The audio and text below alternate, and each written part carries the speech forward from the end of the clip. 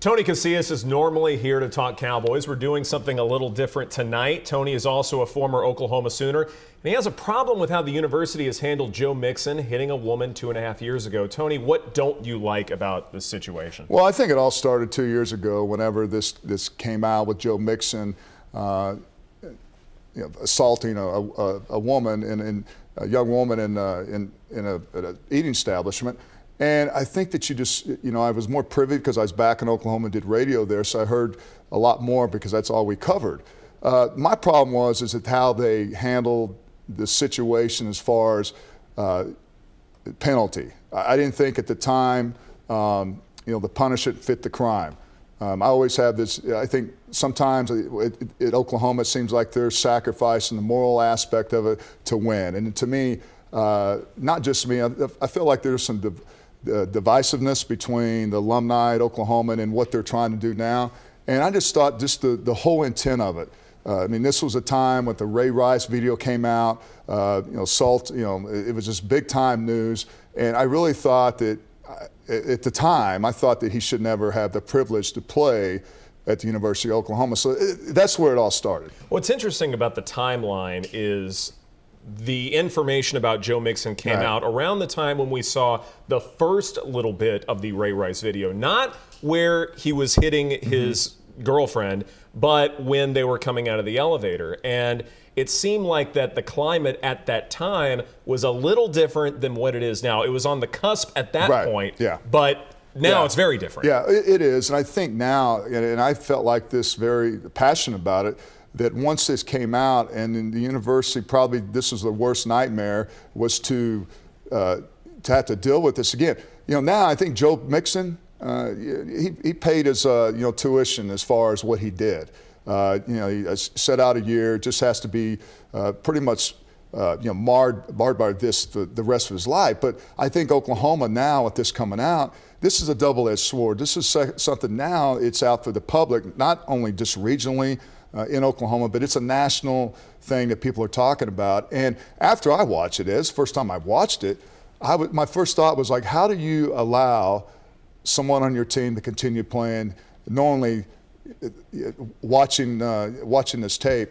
And I think there's three guys that should be accountable for it. That's the head coach, that's the president of the university, and that's the athletic director. And so to me, it's not something you can just kind of go back and say, okay, look, we're going to penalize you now. And I believe that's what Bob Stoops said today. He said basically that after him seeing this video, or after what had happened, that he would have not made the decision to allow Joe Mixon to continue playing. And I thought, well, that's where the problem is. It's like, where do you go from now? Because there's so much damage is done. As a former player, you have to answer these questions. I'm all about defending stupidity, because we all make stupid decisions when we're young. And it just seems like in football and athletes, it's more predominantly that you have to make the decisions. So I don't understand that you make mistakes, but after watching that, it's amazing that they would defend a player and allow him to continue playing. And again, it seems to me that they sacrifice morals for winning, and to me, that's what it's interpreted as.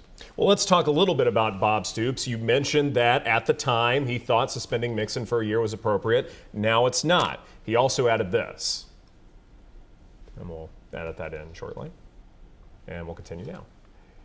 Tony, do you dislike what Stoops said about really not having a choice as far as what you can do to Mixon now? Well, you can't. You really, to me, I think when I look back at 1989 when Barry Switz was the coach, there was a lot of transgressions with stuff across, off the field with players. They didn't have the social media, didn't have the things that were exposed, but still, a lot of things went on. He lost his job because of that. So is this a question where you look at the head coach, is he the guy that needs to take the fall for it?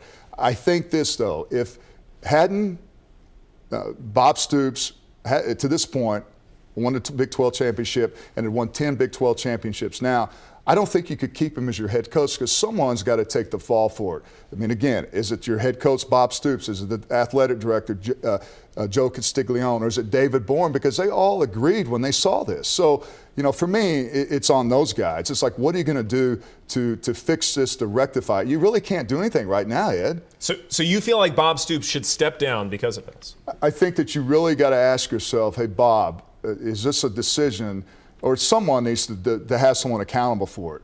And is it the head coach? Because if he was the one ultimately made the decision, it's on him. And where the reflection is now, because when Joe Mixon is gone, I'm very passionate about going to Oklahoma, but things like this, you kind of just back off and it's almost like resentment when you're watching a player which you don't morally believe in and disagree.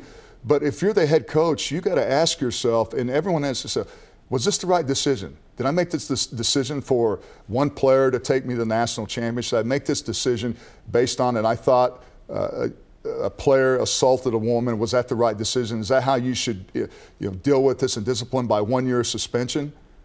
And I'll go another step. 2 years ago, there was a young man on a fraternity bus celebrating, and we've heard the story about that. Made a racial slur, made a mistake. And I've been privy to all those things as far as an athlete being Hispanic. Made a mistake about something that probably had too much to drink, but a young mistake. The first thing they did, they told that fraternity, they shut it down off the campus. Now, don't you think that's a little double standard when you allow a player, again, that assaulted a woman at that degree, and then all of a sudden, a kid makes a mistake one night on a bus and the video goes viral, and then there's this outcry that I don't agree with racism. I mean, I've had to experience it, but I also don't agree with assault on a woman. That's the common, the morals, and those are the things that I teach my kids. And maybe that's coming more of a perspective as a father and having a daughter. Father and a husband as well. And one of the things that I'm curious about when it comes to domestic violence is, if a college athlete does this, or really any football player does this, where is the rehab part of it? What is the responsibility as far as the coach is concerned, the athletic department is concerned, for helping the player along? If you kick them off the team, that's one thing. But it's another thing to just put them out on the streets to where they could possibly do it again. They have no direction to go. That part is also interesting, and I feel like that's not getting talked about enough. Well, I think that's a great point, because now where do you go? Joe Mixon, he didn't get kicked off campus, and I don't know if it was Oklahoma afraid that he was going to go somewhere else and they're going to have to play against him. To me, you don't sacrifice everything that's been built and the credibility on one player. I mean, there's been so many great players that have played at Oklahoma, okay? And so to me, I don't know what the thought process was. But for me now, you have Joe Mixon. He's going to be gone after this year. Was suspended for 1 year, and yet was able to play long enough in the college football to get his stock up as potentially a first-round draft pick. What do you do about Mixon in the Sugar Bowl? Yeah, well, we talked about this before we came on the air. Christian McCaffrey decided he wanted to play because he didn't want to jeopardize his potential, NFL career by injury. Maybe this is a situation where you tell Joe, I don't know, maybe Joe makes a decision, because I think it's hard for him too. I mean, it's very difficult because he's having to relive this, but we knew this was coming. And it's one of those things that he just has a conversation with the administration in Oklahoma and says, look, I'm not going to go to the Sugar Bowl. I'm going to get ready for the NFL draft. That's the best case scenario for Oklahoma that could happen if he makes that decision on his own. Because this can't come from Bob Stoops. It can't come from the athletic director and anyone else in that administration. But guess what? They've already implemented the punishment, and to me, they'd admit making a huge mistake. And it was a huge mistake 2 years ago, and obviously when this tape came out, it's even worse because it's a very riveting message that was sent to everyone to say, look, we're only suspending 1 year, and so we accepted that. Former Oklahoma Sooner Tony Casillas, thank you so much for your time. I appreciate it. Anytime, Ed. And I'm Edward Egros, Fox 4 Sports.